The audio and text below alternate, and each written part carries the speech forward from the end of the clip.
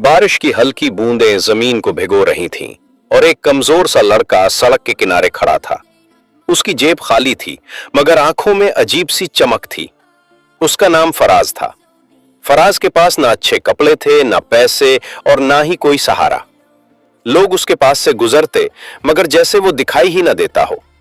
लेकिन फराज में एक अजीब बात थी। वो खुद भूखा रह सकता था, मगर किसी और को भूखा नहीं देख सकता था। एक दिन उसे सड़क के किनारे एक बूढ़ा आदमी मिला जो भूख से निढाल बैठा था। फराज के पास सिर्फ एक रोटी थी, वही उसका पूरा दिन था।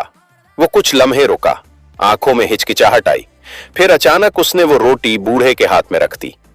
बूढ़े की आंखों में आंसू आ गए, मगर फराज खामोशी से वहां से चला गया। उस दिन फराज खुद भूखा सोया।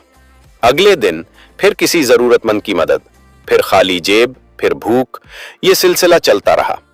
लोग हंसते थे, कहते थे ये लड़का कभी कामयाब नहीं होगा, खुद के पास कुछ नहीं, दूसरों को देता रहता है।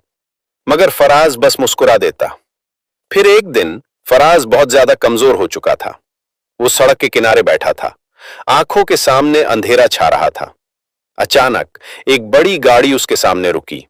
एक शख्स बाहर निकला, साफ सुथरा लिबास, वकार से भरा अंदाज। वो सीधा फराज के पास आया और बोला, तुमने मुझे पहचाना? फराज ने कमजोर नजरों से देखा और नफी में सर हिलाया। वो शख्स मुस्कुराया और बोला, मैं वही बूढ़ा आदमी हूं जिसे तुमने अपनी आखिरी रोटी दी थी। फराज हैरान रह गया। वो शख्स दरअसल एक अमीर कारोबारी इंसान था जो लोगों की असलियत जांचने के लिए सादा लिबास में घूमता था। उसने फराज का हाथ थामा और कहा, देखा, आज से तुम अकेले नहीं हो। कुछ ही महीनों में फराज की जिंदगी बदल गई।